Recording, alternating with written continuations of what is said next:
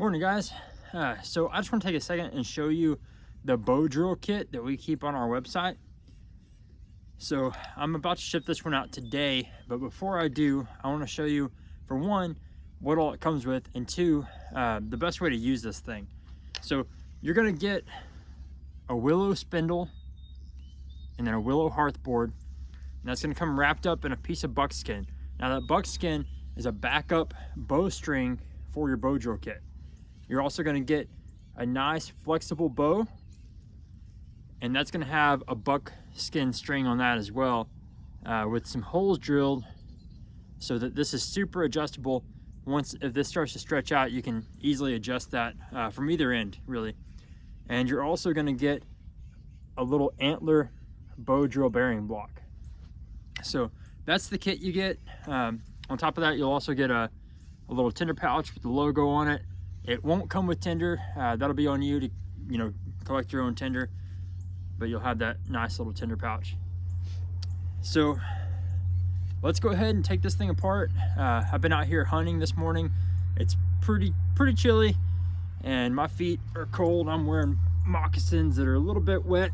So we're gonna get a fire going with this thing so that I can warm my feet up. All right, so I'm gonna start by pulling my tinder out of my tinder pouch.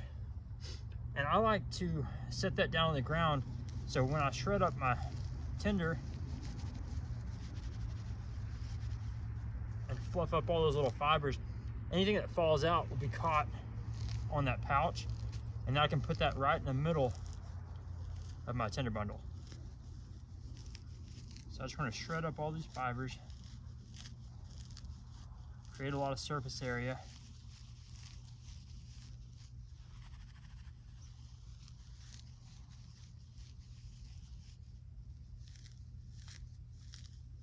And it's really cold and really damp out here today.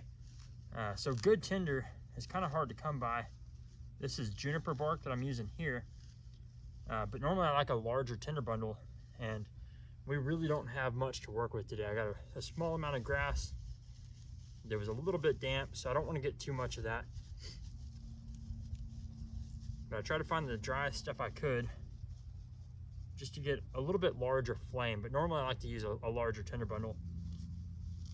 But we'll fluff that up,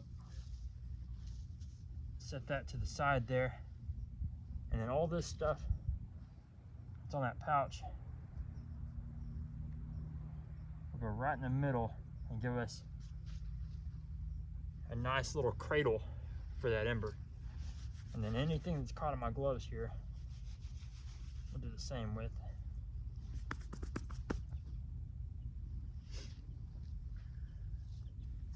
Now with these Bowdrill kits you get, you're gonna have a hole already drilled in. I've tested every single kit and made an ember with every single kit that I ship out. So you've already got a hole, you've already got your notch cut, so you don't have to do that. But whenever you get ready to make a new notch and a new hole, basically just replicate that all the way down this board. But in this situation, we're ready to go. We're already burned in. So I'm gonna take my piece of leather, put that right under my notch, make sure I'm on nice level ground, that my board's not gonna move around, and make sure there's nothing directly in front of me here that I'm gonna hit with my bow. So I try to put all my kindling, my tinder bundle kind of, off to the side where I'm not gonna hit those while I'm bowing. Now, again, I wanna keep this up off the wet ground. With these Bowdrill bearing blocks, you'll notice they come with a piece of string.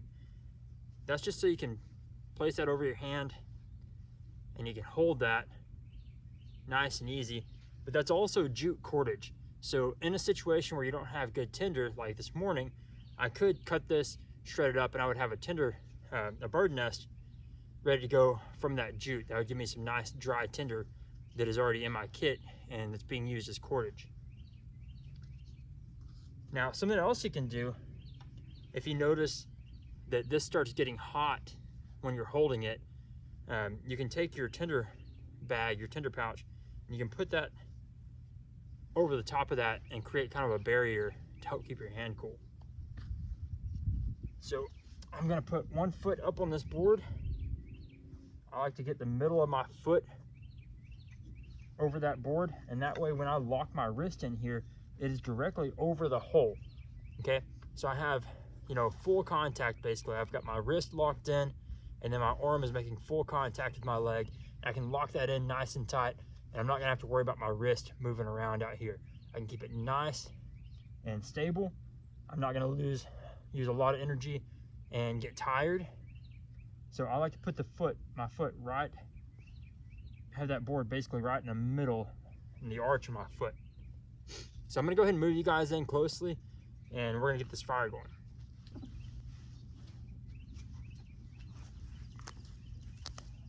All right, so you can see here I've got my foot, the middle of my foot on that board. This is cool again because I can let that go and it's right there. So if I want to use this hand, I still have my bearing block right there. I'm not having to look around for it and try to grab it. The bottom side is going to go up, and on the inside of my cordage, twist that around, get it in the middle of my spindle.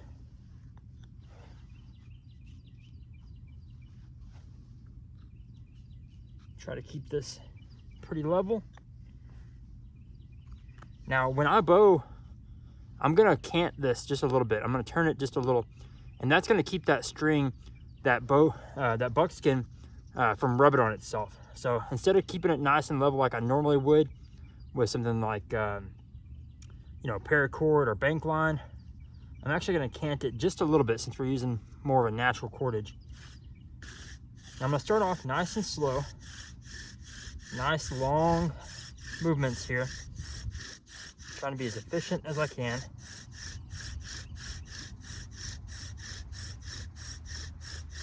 And I'm just conserving energy until I get that dust pile built up to the point where I can get an ember. So once I start getting quite a bit of dust, I'll increase my speed just a little, but still at a point that I can sit here and have a conversation with you and not be out of breath.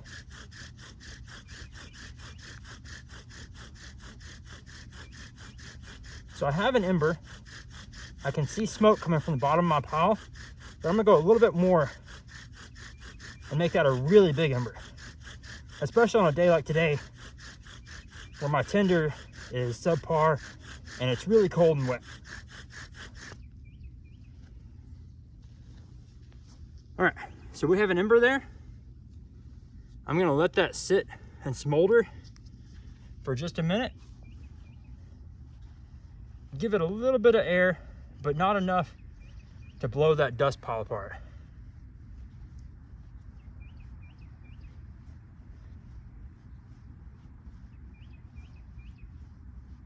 So no rush right here. I'm gonna let that smoke, let that ember spread and consolidate. And I'm not in a big hurry to try to hurry up and get this in my tinder bundle and blow that into flames. I'm gonna take a deep breath, kind of relax for a minute, and let that just smolder, okay? So I'm gonna keep this camera rolling. I'll scoot you guys back just a little and get you a full picture. But this ember is still just sitting here smoldering. Scoot you guys back a little bit more. So while that's sitting there smoldering, I want to show you one way that I like to set up my fire lay. So normally I'll get a big log and set here as a backstop, something to pile my stuff against so I have some kind of structure. If I don't have that readily available, I'll take a stick like this and shove it in the ground. Or I'll take a couple rocks and prop that up like I was gonna use it to cook something over the fire. So that just gives me some kind of structure I can put my kindling against. And I'll put some sticks down here to get my tinder bundle up off that wet ground.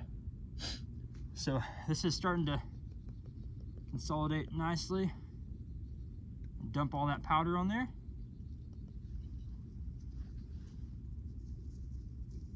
Grab my bird nest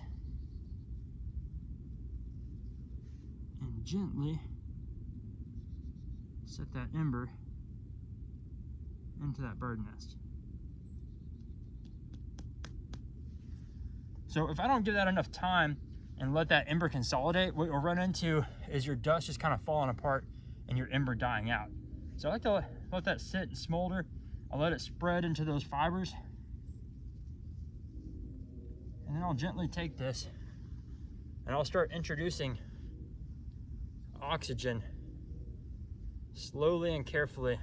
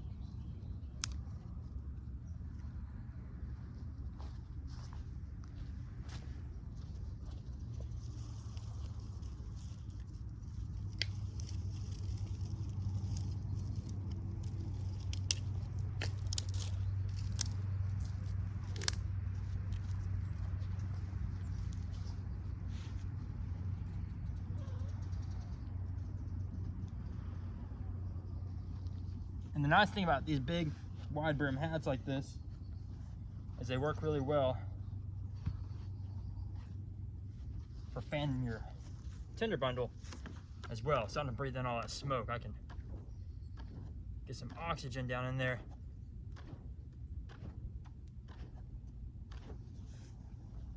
Get that thing going.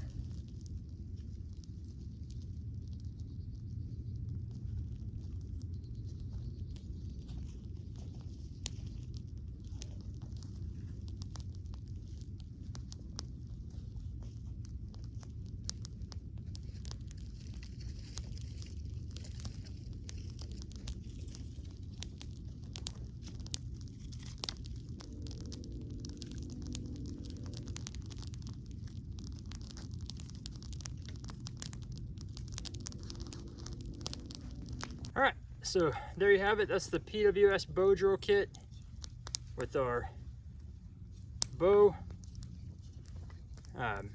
willow fireboard, and spindle with the buckskin cord, an extra buckskin cord, your tinder pouch, and then of course your antler bearing block with your extra jute cordage for tinder if you need it. So hop on the website, check those out. I make each one by hand, obviously, and each one is tested out and used before I send it out to you guys. So they're really good kits, they work well, and they're a lot of fun. So hop on the website and check them out.